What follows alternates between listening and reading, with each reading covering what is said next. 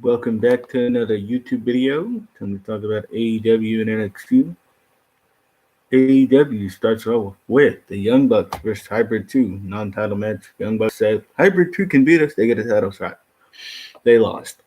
And they claimed we're going to come in and attack the Young Bucks again. But nope, SCU came out to basically stop them before they even got in the ring. So yeah, we're getting SCU versus the Acclaimed next week. I guess if you want to get the Acclaimed some wins over, you know, like great tag teams, have them beat SCU, and then you do a match with the Young Bucks and SCU versus the Acclaimed and Hybrid 2, and what have Young Bucks and the Acclaim, well, Young Bucks and Hybrid 2, no, sorry, Young Bucks and SCU could win that match, I guess. I don't know.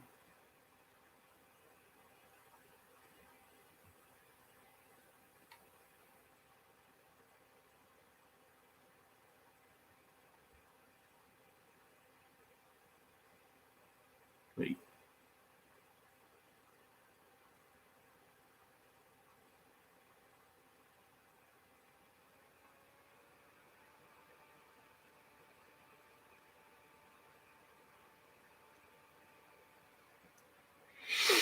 All right. So what was next? Oh, by the way, the Young Bucks match was good. We had Super Melter Driver on the outside, so good spots. Orange Cassidy and MJF, that was our main event. MJF won. He retained his Dynamite Diamond Ring. Darby Allen was in a video. Basically, he what came out of this video is essentially he's challenging Brian Cage to a match, and he's putting his TNT Championship on the line. So, yeah. Cody comes out because he wants to hear what Sting's gonna say. Sting says, like, basically, what? Thanks for bringing me back into business, but I'm not here for you, Cody. At least not yet. Eventually, he'll have a match against Cody, but he said he was here for Darby. So, Sting versus Darby Allen. Okay, cool. Don't know when it'll happen, but Team Taz basically they say they're ready for a fight. So yeah, and Brian Cage basically accepts that Darby Allen match. So Darby Allen versus Brian Cage for the TNT Championship. I don't think they said when it was happening though. I don't believe so. But yeah. Then we had FTR versus Griff Garrison and Brian Pillman Jr.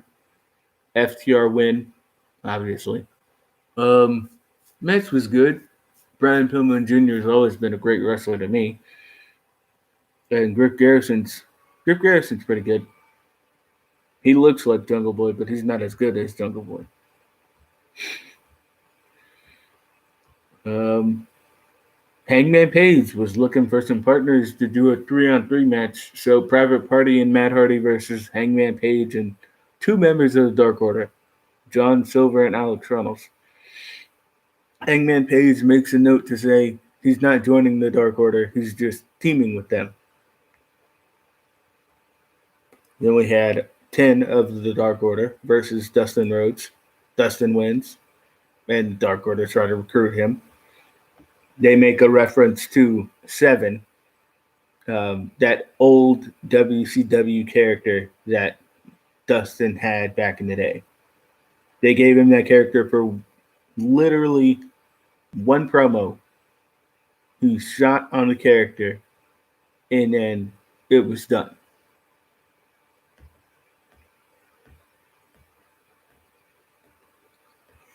All right. Sorry about that. Shaq promo coming out of this. What? Shaq said he wants to see a match between Brandy and Jade Cargill. He said he'll be there ringside whenever that match happens. And then Brandy threw some water on him. And yeah. And Shaq said that she could learn something from Jade. And I'm like, huh. But Brandy's had more matches than Jade Cargill, from what I know. But Jade or Brandy could learn something from her. All right.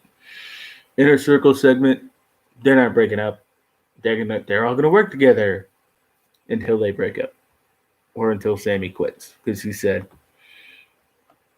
if something else happens, that he's gonna quit the inner circle. So who knows?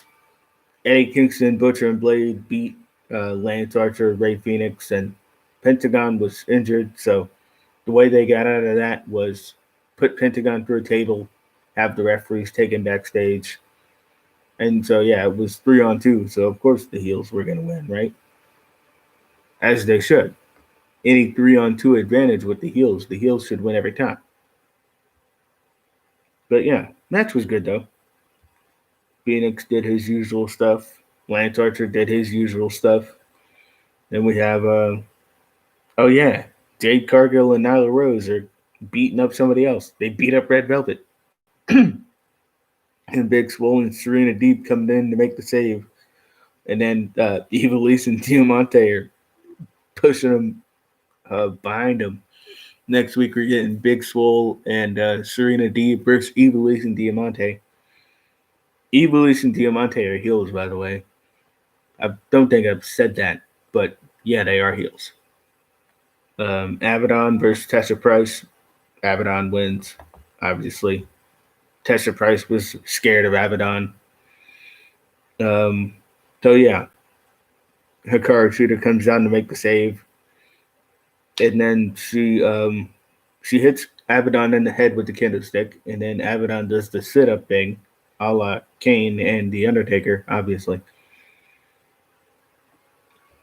Oh yeah, Don Callis, Kenny Omega. They basically said the same thing they said on Impact, other than the whole. They left out the belt collector part, but you know that's what Kenny wants to do.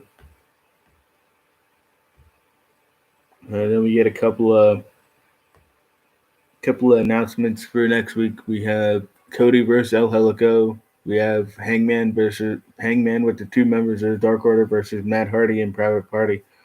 Acclaim versus SCU. Serena Deeb and Big Swole versus Ivelisse and Diamante. December 23rd show is going to be a Holiday Bash. And it starts late because of basketball.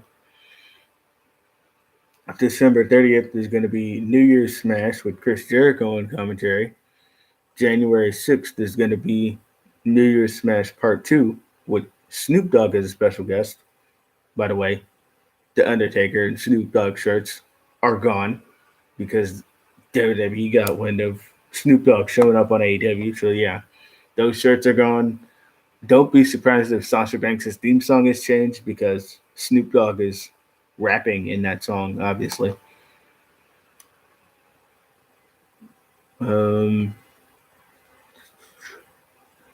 right, so that was AEW. NXT starts with Finn Balor coming out there talking about how he's champ and he's looking for his next challenger.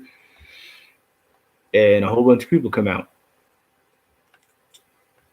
We had Pete Dunne, Kyle O'Reilly, Damian Priest. Is that everybody? Was there only 3 people? Yeah. So they all basically say how they want to be the next challenger for the NXT Championship. And then Scarlett Bordeaux comes out to remind us that, yeah, Killer Kross is back tonight. He attacked Damian Priest later in the Johnny Gargano segment. Johnny Gargano celebrating him winning the North American Championship, celebrating Candice winning the War Games. Damian Priest comes out looking for a fight, then gets powerbombed by Killer Kross, Karrion Kross, whatever. And then Leon Ruff is backstage, and Johnny and Austin are like, what are you going to do now? You don't have a partner. Kushida walks up. So, yeah, Kushida and Leon Ruff versus Johnny Gargano and Austin Theory next week. Isaiah Swerve Scott versus Jake Atlas. I thought Isaiah Swerve Scott was going to win this, if I'm honest, but no, Jake Atlas won. Match was good. Isaiah Swerve Scott's a better wrestler than Jake Atlas, in my opinion, but Jake Atlas is getting the push somewhat. So yeah, I'm expecting Jake Atlas versus Santos Escobar at some point. Who knows if he'll win, but that's probably a match that's going to happen. Grizzled Young Vets versus Imperium versus Everrise. Grizzled Young Vets win. All three heels in this match, so it didn't really care who won. Match was good though. I just didn't care who won. So yeah, Grizzled Young Vets win that match. Match was good. Then we have Tony Storm and Io Shirai.